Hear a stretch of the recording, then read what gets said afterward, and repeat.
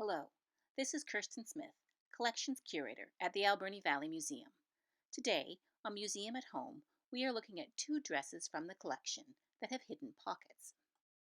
The first dress we're looking at is a black dress from around 1900. Wearing black for mourning was very popular in Victorian England. Following the death of her husband in 1861, Queen Victoria set the fashion by wearing black until her death in 1901. And jet, a black gemstone, was commonly used for mourning jewelry and embellishment.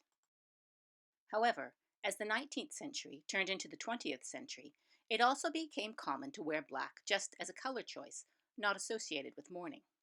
So while it's possible that this is a black mourning dress, it's also possible that it's just a black dress. It was donated to the Historical and Museum Society in 1968, before the museum was a museum. We know that it was donated by Thomson, but other than that, very little information was recorded about the dress. Thomson, née Greenup, was born in 1892 in Allenby, England, so it's not her dress, as she would have been too young to wear this style. Traveling via Liverpool, Victoria, and Bamfield, Anne arrived with her parents in the Alberni Valley in 1909. Presumably, this was a family dress. It likely belonged to Anne's mother or some other family member of her generation. Is someone wearing the dress here in Anne's wedding portrait? The photo isn't clear enough to say for certain. The dress, we call it a dress, but it's actually two pieces, a skirt and a bodice. Three pieces if we include the black petticoat that goes underneath. The skirt is lined with black and has a placket with a hook and eye closure at the waist. The use of cord at the waist gave the skirt more strength. The bodice is unlined. Here you can see the back side of the fabric is a rusty brown color with a white flower pattern that is black on the front side of the fabric. There is a belt attached to the bodice that secures it at the waist. The belt buckle has teeth which poke through the belt fabric.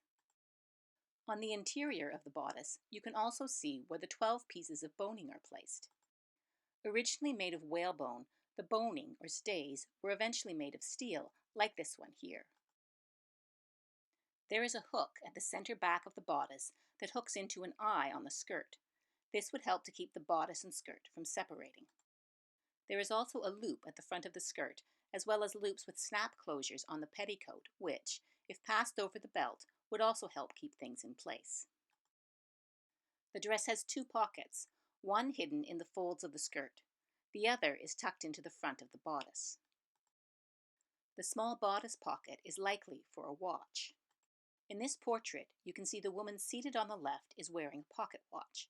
Pocket watches, that is a watch kept in a pocket, were usually kept at the end of a chain. Here you can see that her watch is secured around her neck with a cord, while the watch itself is hidden in her bodice where she can easily access it, as was typical at the time, with her left, her non-dominant hand. From a distance, the dress seems to be in reasonable shape, but close up you can see the wear. The dress is decorated with jet beading, on the skirt, down the front, and on the bodice, around the lower edge, the cuffs, and the collar. You can see the beading coming down from the collar is different on either side, as though parts of it have broken off. One of the cuffs has considerably more wear than the other, indicating that the wearer was right-handed. The second dress we're looking at today is older, from around 1850. In-house, we often refer to this one as the sleeve dress, as it has an extra set of sleeves. It originally came from the Trenholm family in Montreal. The dress is completely hand-stitched. Sewing machines didn't become common household objects until after 1860, and it's believed to have been worn for everyday wear.